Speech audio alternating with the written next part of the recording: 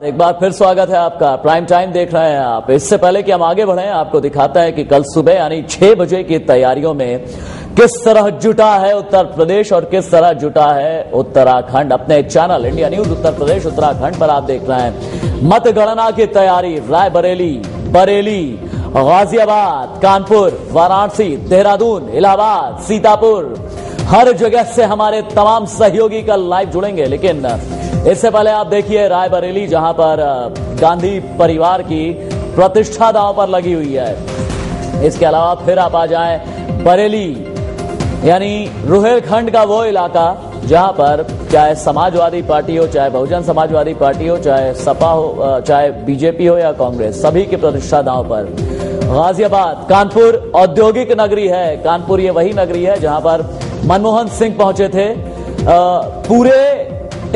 पूरे इलेक्शन के दौरान महज 2 चुनावी दौरे हुए हैं मनमोहन सिंह के, जिसमें एक है कानपुर और दूसरा है अमरोहा। फिर आप आ जाए वाराणसी या फिर उत्तराखंड का देहरादून या इलाहाबाद, सीतापुर, हर जगह कुछ इस तरह की तैयारियां चल रही हैं।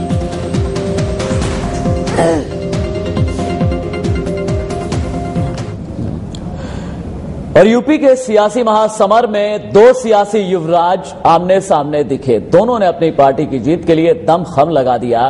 दोनों ही अपनी पार्टी के स्टार प्रचारक थे। दोनों के सामने कई चुनौतियां थीं, लेकिन दोनों ने हार नहीं मानी।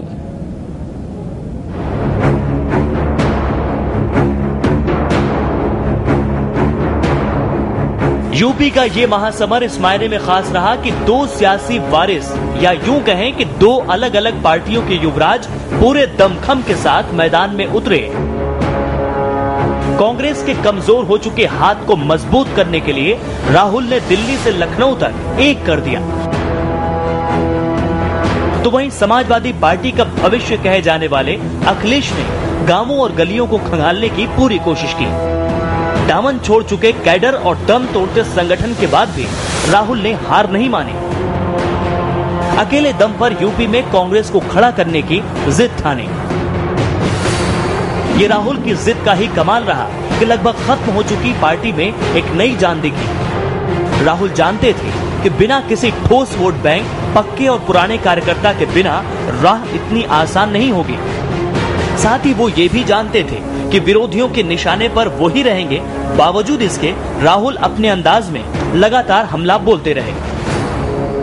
यूपी के सियासी रण में राहुल का वो चेहरा दिखा जो अब तक अनजाना था। बाह के ऊपर कुर्ता चढ़ाते, कहीं क्लीन शेव तो कहीं दाढ़ी बढ़ाए। कमोबेश हर सभाओं में लगभग चिल्लाते, केंद्रीय योजनाओं में मची लूट का हवाला देते। राहुल की ये तस्वीर पहली बार लोगों के सामने आई।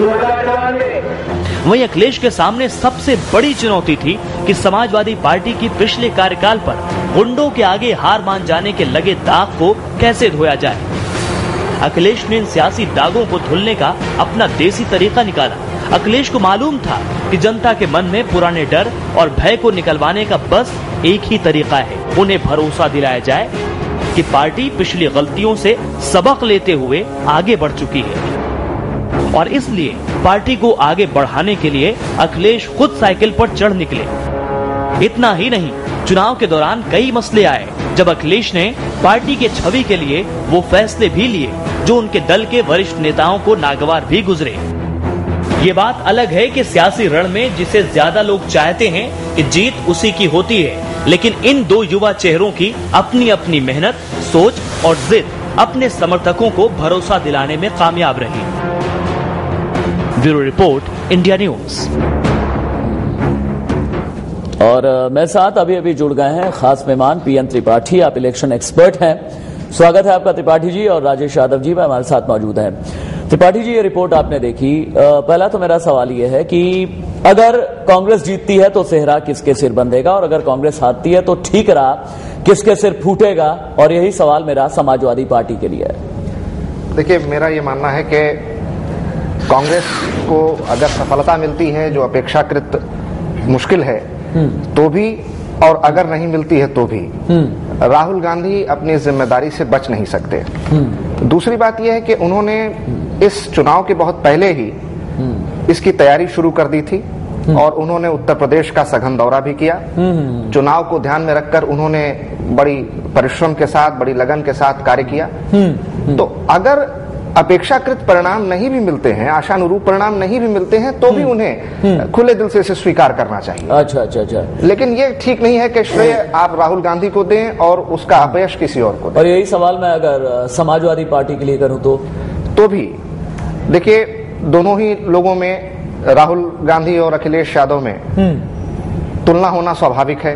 दोनों एक स्थापित और प्रतिष्ठित राजनीतिक परिवारों से आते हैं। दोनों के ही अपनी अपनी राजनीतिक सिद्धांतें और विचारधाराएं हैं। लेकिन अपेक्षाकृत अखिलेश यादव ने कहीं बेहतर संयम का प्रदर्शन किया।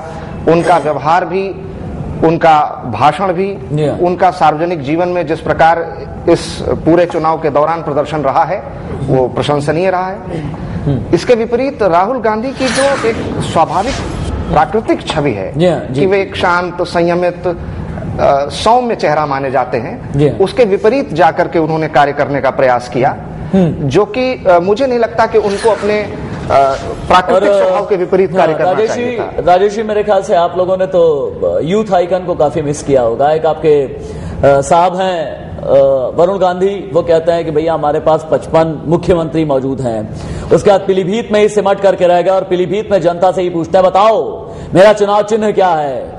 चुनाव चिन्ह मेरा कमल का फूल है या गोभी का फूल है?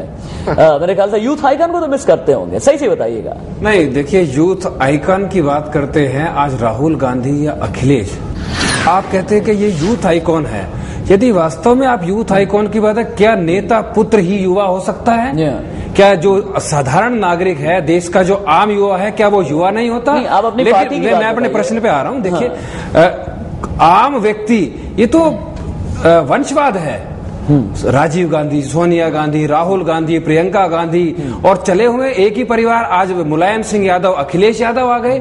आज तो एक हमारी जो पार्टी है वो जनसाधारण की पार्टी है। पंकज सिंह क्या है लखनऊ में? पंकज सिंह भारतीय जनता पार्टी के कार्यकर्ता हैं। इससे पहले प्रदेश में सचिव रहे, उससे पहले युवा मोर्चा में उन्होंने काम किया।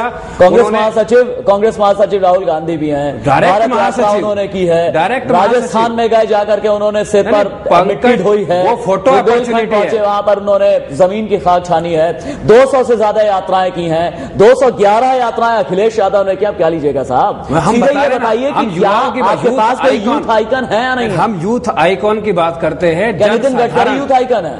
नहीं, नितिन गडकरी कंपैरेटिवली यूथ है। अगर नितिन गडकरी यूथ है तो मैं यूथ आइकॉन की बात, अगर नितिन गडकरी यूथ है तो मैं अपने शैशव काल में हूं। देखिए, हमारे जो यूथ है, राष्ट्रीय अध्यक्ष युवा मोर्चा के अनुराग ठाकुर, उन्होंने उत्तर प्रदेश का सघन दौरा किया है और हमारे पार्टी में जितने युवा सांसद हैं उन लोगों ने वहां पर दौरा किया है। वाणी त्रिपाठी हमारी युवा नेत्री है, उन्होंने किया है। और स्मृति ईरानी हमारी युवा महिला मोर्चा की अध्यक्षा है, युवा है, उन्होंने सघन प्रवास किया है। लेकिन अनुराग ठाकुर की आपने बात की है, बिल्कुल सीधे डायरेक्ट पॉलिटिकल कैनवास पर अपने पिछले साल की तिरंगा यात्रा के बाद उत्तर प्रदेश में मैं सीधे कहता हूं कि सीधे पॉलिटिकल कैनवास पर नजर नहीं आए। वाणी त्रिपाठी की आप बात कर रहे हैं, उन्होंने जब से फिल्मों में एक्टिंग या फिर टीवी सीरियल्स में एक्टिंग छोड़ी है, उसके बाद भी दिल्ली में ही सिमट करके रह गई। हाँ, कुछ यात्राएं की होंगी, वो एक अलग बात है। स्मृति ईरानी, हाँ, उनकी फ्रीक्वेंसी इनके मुकाबले ठीक रही होगी, लेकिन इस तरीके की क्या फ्रीक्वेंसी रही है कि एक ट्रेंड सेटर बन गई हो? देखिए, अनुराग ठाकुर की जो बात करी, मैं उस तिरंगा यात्रा का राष्ट्रीय संयोजक था।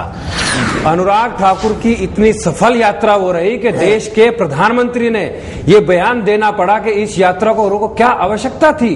प्रधानमंत्री घबरा गए थे, कांग्रेस घबरा गई थी उस यात्रा से कि युवा इनके साथ जुड़ रहा है। प्रधानमंत्री ने बयान दिया उस यात्रा को रोकने के लिए। चर्चा कहीं और जा सकती है। एक और रिपोर्ट मैं दिखाता हूं और उसके बाद फिर अगली चर्चा आगे बढ़ेगी। यूपी चुनाव में 3 देवियों की प्रतिष्ठा दांव पर लगी है। 2 पिछले 5 सालों से अपनी पार्टी की मजबूती के लिए लगातार काम कर रही हैं, तो तीसरी देवी की अहमियत का अंदाजा इस बात से लगाया जा सकता है कि ठीक चुनाव से पहले उन्हें बाहर से लाकर यूपी में तैनात करना पड़ा। बीएसपी सुप्रीमो मुख्यमंत्री मायावती, उत्तर प्रदेश कांग्रेस कमेटी की अध्यक्ष रीता बहुगुणा जोशी और बीजेपी के फायर ब्रांड नेता उमा भारती, ये वो 3 देवियां हैं जिन्होंने सियासी महासमर में पार्टी का नेतृत्व किया। सबसे पहले बात मुख्यमंत्री मायावती की। अगर ये कहा जाए कि 2012 यूपी विधानसभा चुनाव मायावती के खिलाफ और साथ के नाम पर लड़ी गई, तो कुछ गलत नहीं होगा, क्योंकि जहां बीएसपी माया सरकार के कामकाज के नाम पर वोट मांगती दिखी, वहीं समाजवादी पार्टी से लेकर कांग्रेस और बीजेपी माया के खिलाफ वोट मांगती दिखी।